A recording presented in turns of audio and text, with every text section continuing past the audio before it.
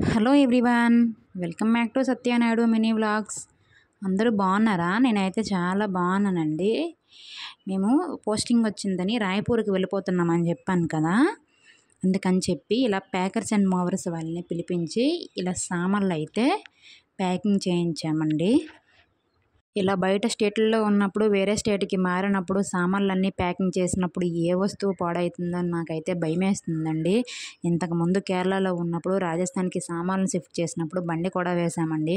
బండి అయితే మొత్తం ఖరాబ్ అయిపోయింది అనమాట. ఇక్కడ మేము కేరళలో ఉన్నప్పుడు మేము ఏ ఒక్క వస్తువు కొనలేదండి, ఒక్క టీవీ మాత్రమే కొన్నాము. ఎందుకంటే ఆ రూమ్ రెంట్కి ఇచ్చిన వాళ్ళు మొత్తం ఫర్నిచర్ అంతా ఇచ్చారు. డైనింగ్ టేబుల్, డ్రెస్సింగ్ టేబుల్ మొత్తం ఫ్రిడ్జ్తో సహా మాకైతే ఇచ్చారండి. కేరళలో బెనిఫిట్ ఏంటంటే ఎవరు రూమ్ రెంట్కి ఇచ్చినా ఫర్నిచర్ అంతా ఇస్తారనమాట. కాకపోతే కొంచెం రెంట్ ఎక్కువ ఉంటుంది. రెంట్ ఎక్కువైనా పర్లేదు, ఫర్నిచర్ కొనే అవసరం ఉండదు కదా, మనం ఉన్న అన్ని రోజులు అవన్నీ వాడుకోవచ్చు అనమాట. కానీ రాజస్థాన్కి వచ్చిన తర్వాతే మేమైతే ఫ్రిడ్జ్ కొన్నామండి. ఇంకా వేడి ఎక్కువగా ఉందని చెప్పి కూలర్ కొన్నాము. ఇంకా హోమ్ థియేటర్ కూడా కొన్నామండి. ఇంకా ఫుల్గా అయితే సామాన్లు ఎక్కువైపోయాయి.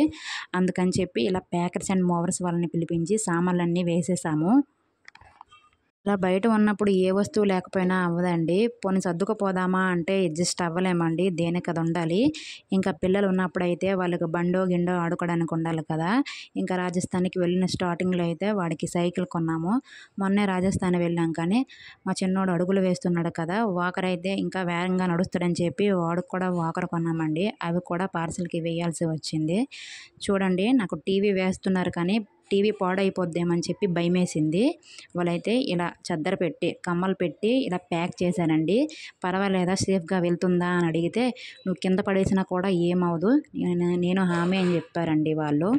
టీవీ పార్సిల్లో విరిగిపోతుంది, మనం ట్రైన్లో వెళ్ళినప్పుడు తీసుకెళ్ళిపోదామని మా ఆయనకి అడిగితే ట్రైన్లో వెళ్ళినప్పుడు లగేజ్ ఉంటుంది, పిల్లలు ఉంటారు, ఎలా తీసుకెళ్తాము, ఇంకా ఏదో ఒకటి అవుతుందిలే, ఇంకా ప్యాకర్స్ అండ్ మోవర్స్ వాళ్ళు నీట్గానే ప్యాక్ చేస్తారులే, నువ్వేం టెన్షన్ పడకని చెప్పారండి మా ఆయన.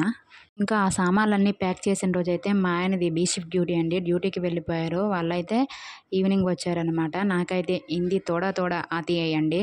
ఇంకా మా ఆయనకి చెప్పాను, నాకు హిందీ రాదు కదా, వాళ్ళకి ఎలా అర్థమవుతుంది నేను చెప్పేది అంటే, నువ్వేం చెయ్యక్కర్లేదు, ఏమేం ప్యాక్ చేయాలో ఆ సామాన్లన్నీ ఇస్తే వాళ్ళు నీట్గా ప్యాక్ చేస్తారు అని చెప్పారండి.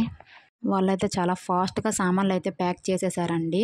ఇంకా గంటలో అయితే మొత్తం సామాన్లన్నీ అందించేసాము. ఒక్కొక్కటి అయితే ప్యాక్ చేసేసి ఇలా వ్యాన్కి అయితే ఎక్కించేశారండి. ఇంకా మా బైక్ అయితే ఇంటి దగ్గర ప్యాక్ చేయలేదండి, వాళ్ళు ఉండే ఆఫీస్ దగ్గరికి తీసుకువెళ్ళి అక్కడ ప్యాక్ చేసి వ్యాన్ ఎక్కిస్తామని చెప్పారు. ఇంకా లాస్ట్లో కూడా అడిగానండి, మా సామాన్లు సేఫ్గా తీసుకువెళ్ళండి, జాగ్రత్తగా తీసుకెళ్ళండి అంటే, డోంట్ వరీ, మీ సామాన్లు సేఫ్గానే వెళ్తాయి, మీరేం కంగారు పడొద్దని చెప్పారండి.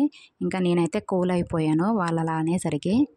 ఇంకా ఏం చేస్తాను చెప్పండి, భారం మొత్తం వాళ్ళ మీద వేశాం, ఏదైతే అది అవుతుందని చెప్పి నేనైతే సైలెంట్గా ఉండిపోయానండి. ఇంకా ఆ సామాన్లు రాయపూర్ చేరుకునే వరకు అయితే నాకైతే టెన్షన్ అండి, ఏ వస్తువు పాడవుతుందో అని చెప్పి. ఈ సామాన్లు ప్యాక్ చేయడం అయిపోయింది, కానీ నాకైతే రాజస్థాన్లో ఫస్ట్ నచ్చలేదండి, కానీ ఇప్పుడు మాత్రం ఆ ఇంటిని, ఆ ప్లేస్ని వదిలి రావాలనిపించట్లేదు. ఇంకా అంత అలవాటు అయిపోయామన్నమాట. వీడియో నచ్చితే ఛానల్ని సబ్స్క్రైబ్ చేసుకోండి.